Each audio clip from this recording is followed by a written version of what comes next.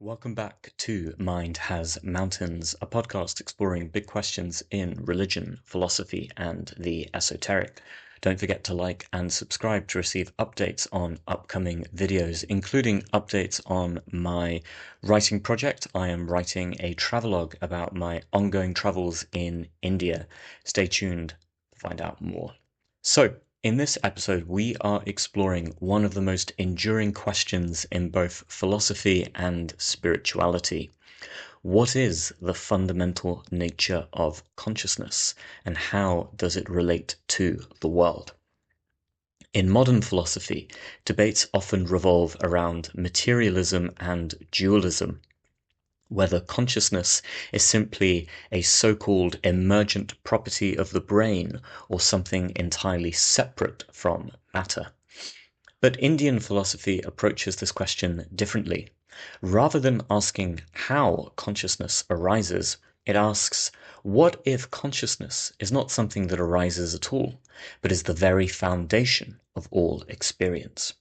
Across the vast and diverse history of Indian thought, four major traditions, yoga, Advaita Vedanta, Kashmir Shaivism, and Madhyamaka Buddhism, have offered strikingly different yet profoundly insightful answers. Our journey will trace these traditions in turn, what each of them means by consciousness, how each understands the world, and what each proposes as the ultimate path to liberation. Let us start with the school of yoga. Yes, you heard that right, yoga. I'm not referring here to the elaborate body postures that have become very popular in the modern world, particularly in the West, but rather to the school of yoga, codified by the author Patanjali in his text, the Yoga Sutras. This school of thought is based on Samkhya metaphysics, which is fundamentally dualistic, in that it posits two ultimate separate realities. On the one hand, you have Purusha, the pure, silent, static consciousness, the witness of the world. On the other hand, Prakriti, material nature. This includes not just physical matter out there in the world, but also our inner landscape of thoughts and ideas.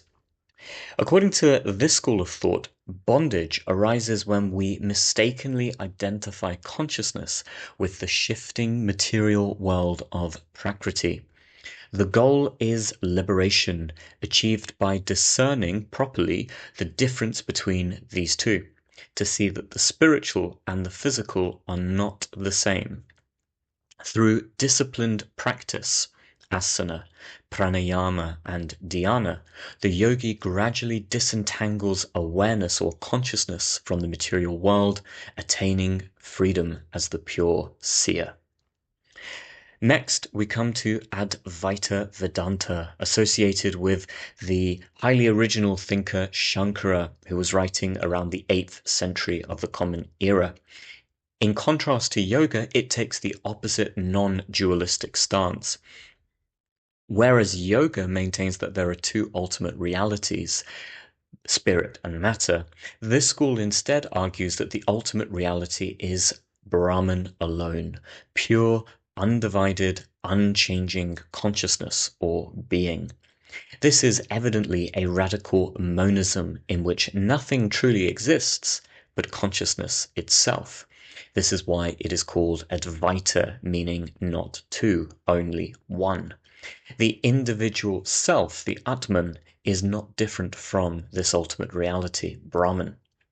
The apparent world of multiplicity of different things is seen as merely Maya, an illusory appearance superimposed upon unity. According to this school of thought, liberation or freedom comes through direct knowledge that I am that. You may have heard the famous words Aham Brahmasmi or Tat Tvam Asi, thou art that. When the illusion of separateness falls away, only the infinite consciousness remains. The next school is Kashmir Shaivism. I have a separate full-length video on this school of thought specifically, so if you want to find out more, do check out that video on my podcast. This school flourished around the 9th century of the Common Era. Whilst it agrees with Advaita Vedanta that reality is one, it interprets this reality dynamically. Here, the ultimate reality is Shiva, a dynamic, self-aware reality that expresses itself through its own power, called Shakti. The universe is not an illusion, as Shankara said. It is real. It is seen as a play, a dance of consciousness with itself. Shaivism celebrates the world as consciousness. The key insight here is spanda, the pulsation or vibration of awareness, which is the source of both stillness and movement, unity and diversity. Last but not least, for the purposes of comparison, we come to a non-Hindu school of thought, Madhyamaka Buddhism. Buddhism, and especially this school, the Madhyamaka, founded by the philosopher Nagarjuna around the 2nd century CE, represents a radical departure. Nagarjuna's central insight is shunyata, translated in English as emptiness. This means that all phenomena, including consciousness, are empty of intrinsic existence. In other words, nothing, absolutely nothing, possesses an independent, permanent, unchanging self. Everything arises only in dependence upon everything else.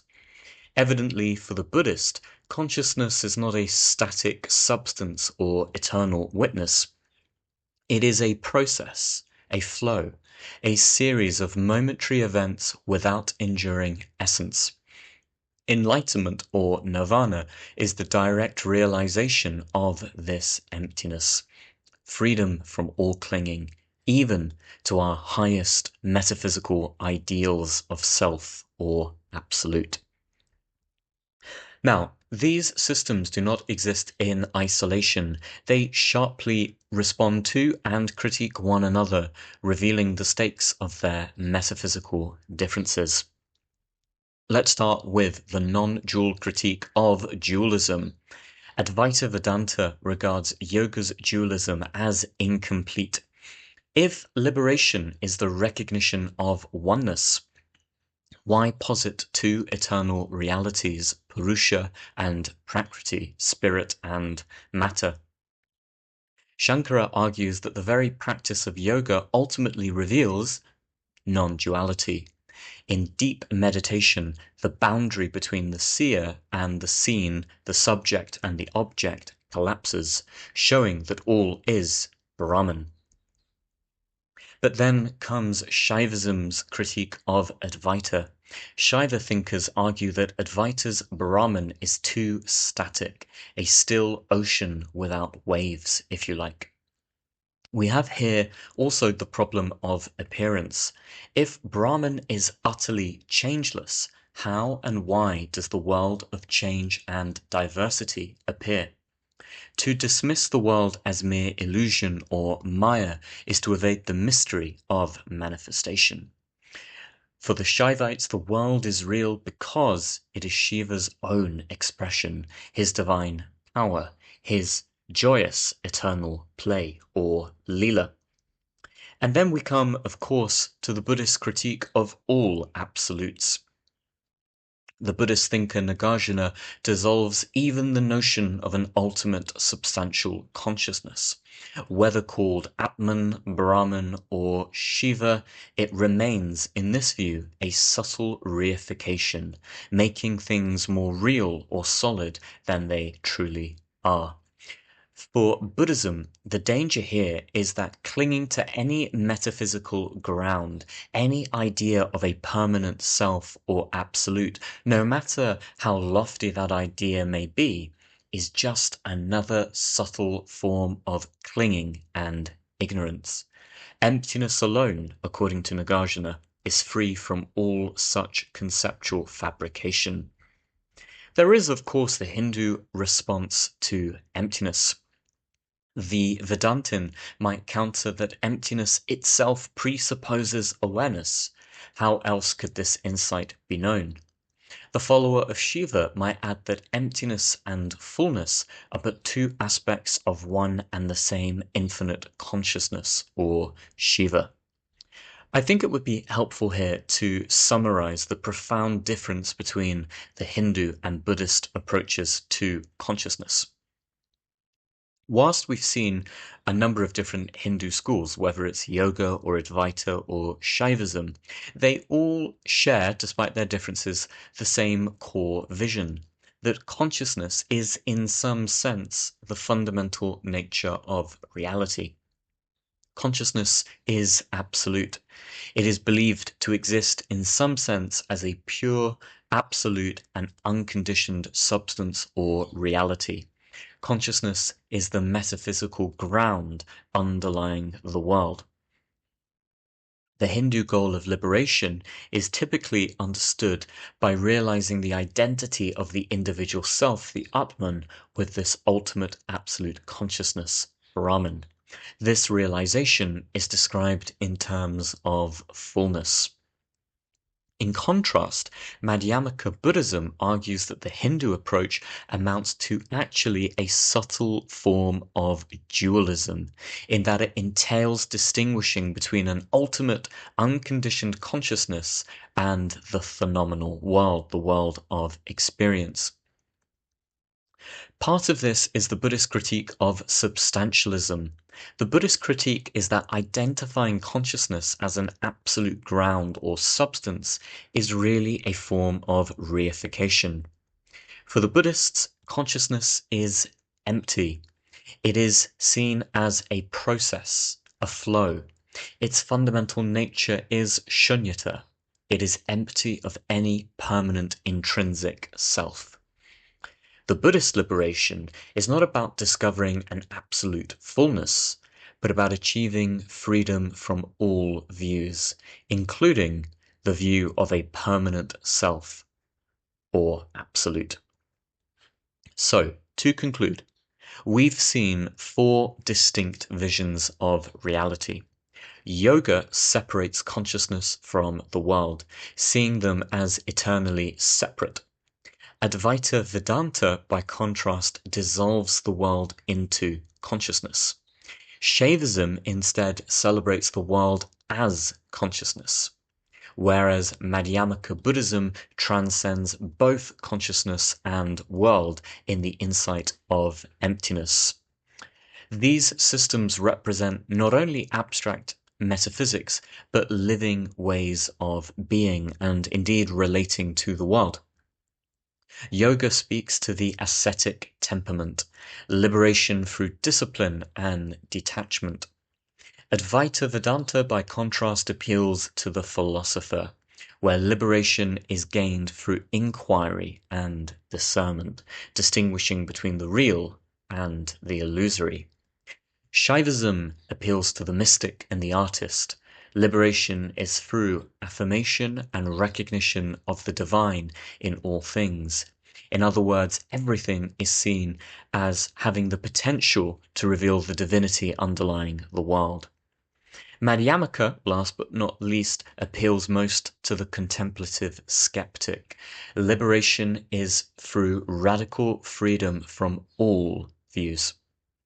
Together, these schools, despite their differences, show that consciousness, in some sense, is not just something we have, it is what we are. Each path is a distinct way of awakening to that truth. So what, finally, is consciousness? For the yogi, it is the silent witness. For the Advaita Vedantin, it is the sole reality, one without a second. For the Shaiva, it is the creative pulse of the cosmos. And for the Buddhist, it is a mirage, an empty flow of dependent arising, without beginning or end. Perhaps the sages were not truly describing different realities, but different angles of vision of one and the same ineffable mystery. As that ancient Hindu text, the Rig Veda, declared over 3,000 years ago, truth is one. The wise call it by many names.